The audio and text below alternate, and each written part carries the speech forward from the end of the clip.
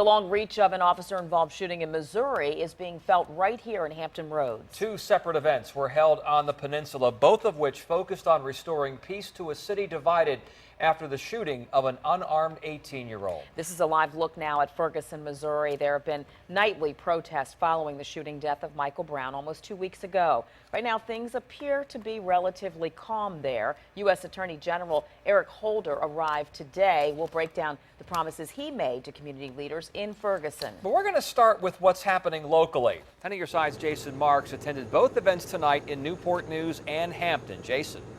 Tom, the rallies focused on Ferguson and what happened to Michael Brown, but there was a bigger issue. The groups really want to see gun violence in general come to an end. Hands up!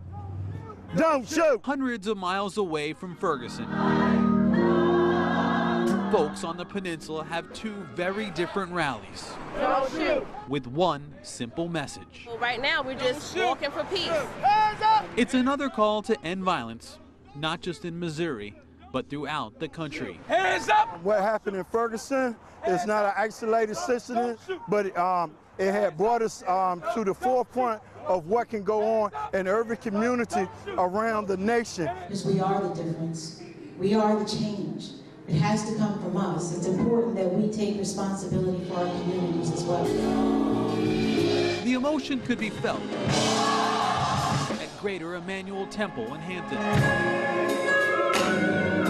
where if only music could cure the country's problems. Church leaders are asking for change, and did so in front of some very special guests. While the Michael Brown family is here on tonight, they will not speak about the case at all. Don't shoot! And Brown is why people in Newport News marched up Jefferson Avenue. For one, I don't think he should have been gunned down like that. Shoot! I think that it could have been a better way to handle it. Everybody has the right in the United States to express their opinions in a peaceful gathering. Hands up! Peaceful but vocal. Hands up! Whether it's through chant or lyrics.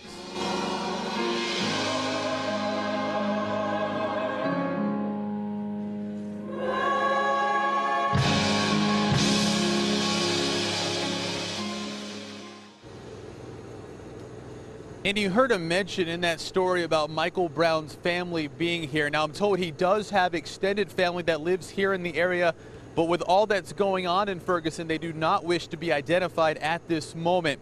I can tell you Bobby Scott was at today's march on Ferguson. He tells us that he's watching what's happening in Ferguson very closely. Here's what he had to say.